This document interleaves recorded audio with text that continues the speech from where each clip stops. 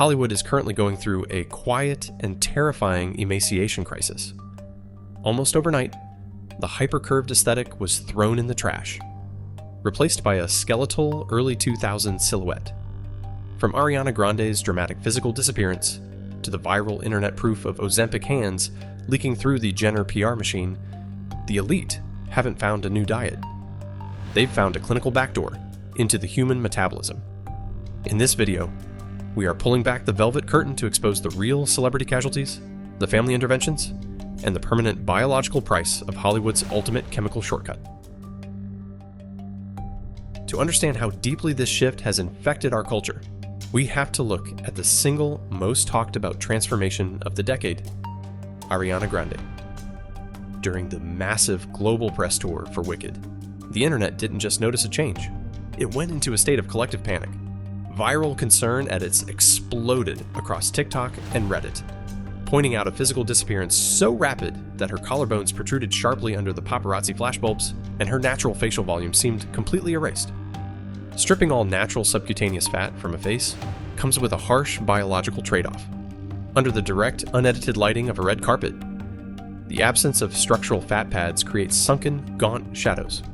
Instead of looking youthful and ethereal, it inadvertently adds years to the face, creating a fragile and skeletal appearance.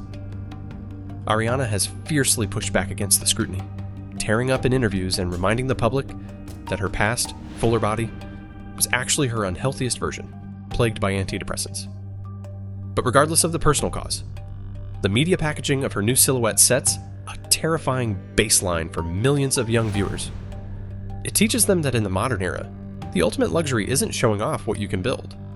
It's showing off how much of your own body you can successfully make disappear. If you think this chemical pressure is reserved only for pop stars, the high fashion modeling world proves it has infected even the most naturally gifted aesthetics. Brooks Nader. As a prominent Sports Illustrated swimsuit model and a massive fixture across Gen Z influencer TikTok, Nader possessed a body that millions of young women viewed as the absolute pinnacle of genetic luck. Yet, the internet was left stunned when a massive controversy erupted, exposing that even she was leaning on a clinical crutch.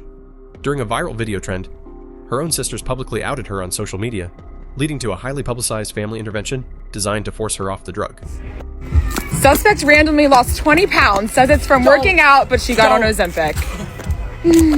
Nader eventually came clean, exposing a dark, systemic secret tearing through modern modeling agencies: the culture of microdosing. Young models aren't taking full medical doses to treat a condition. They are obtaining illegal or off-label supplies to inject tiny precision fractions of the drug. It sends a chilling psychological message to the younger audience tracking her every move.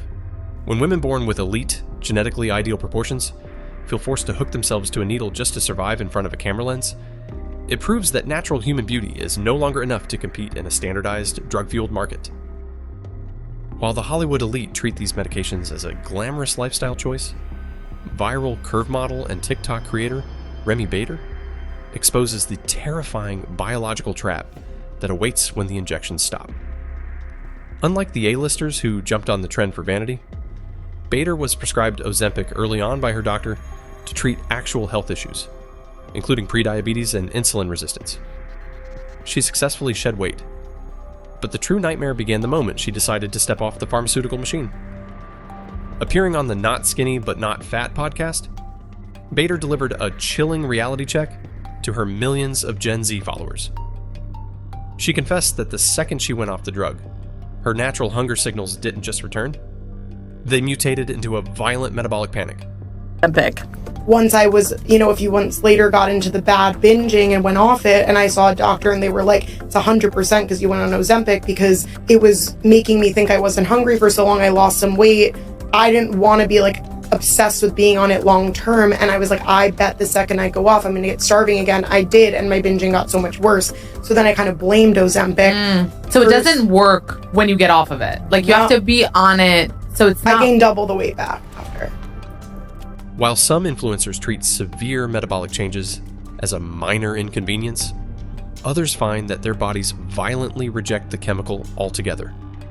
Amy Schumer, became one of the first major A-list stars to break Hollywood's omerta and admit that the reality of the weekly injection is often anything but glamorous. When the trend first exploded through elite circles, Schumer immediately invested in the routine, rapidly dropping 30 pounds. She looked entirely different, but the physical cost behind the scenes was completely unlivable. Schumer later went public on Watch What Happens Live and The Howard Stern Show, revealing that the drug made her so violently ill, weak, and constantly bedridden with severe nausea that she couldn't even lift her head off the pillow. She described a heartbreaking reality where her 4-year-old son would try to play catch with her, and she physically couldn't muster the strength to interact with him. The extreme side effects forced her to entirely abandon the regimen, but her exit came with a sharp parting shot at her peers. She openly slammed the rest of the industry, telling celebrities who hide their pharmaceutical habits to shut the fuck up. Everyone and their mom's gonna try it. Yeah. And now everybody lying. Everyone's like, a smaller portion. Like, shut the f up. Right. You're on Ozempic or one of those things. Or we go. Shifting away from the younger generation, Sharon Osbourne represents the absolute extreme of what happens when the chemical acceleration goes entirely too far. Sharon didn't just use the drug to slim down, she became an accidental casualty of its efficiency. Over the course of her usage, she watched her weight plummet drastically until she hit an incredibly fragile 105 pounds. She has since gone on a massive public media tour to issue a chilling, unfiltered warning to anyone looking for a quick fix. But I can't put on weight now. And I don't know what it's done to my metabolism, but I just can't seem to put any on because I think I went too far and then I can't put it back on. Because she dropped weight at an unnatural pharmaceutical velocity, the vital fat pads holding up her facial structure vanished almost overnight. The result was a stark, gaunt hollowness around her cheeks and eyes that she herself publicly lamented, admitting in interviews that she went too far and now looks like a skeleton. The true damage of this epidemic is the massive cultural gaslighting orchestrated by elite public relations teams. A-list celebrities are completely altering their skeletal structures in a matter of months, only to look the public dead in the eye and claim it was just from drinking more water and going for daily walks. To keep the secret safe, the wealthy don't queue up at local pharmacies. Instead, private medical concierges deliver unmarked cold storage injection pens straight to luxury estates, keeping their names entirely off public databases. In Hollywood's new dystopia, you don't own your body anymore. You just subscribe to it.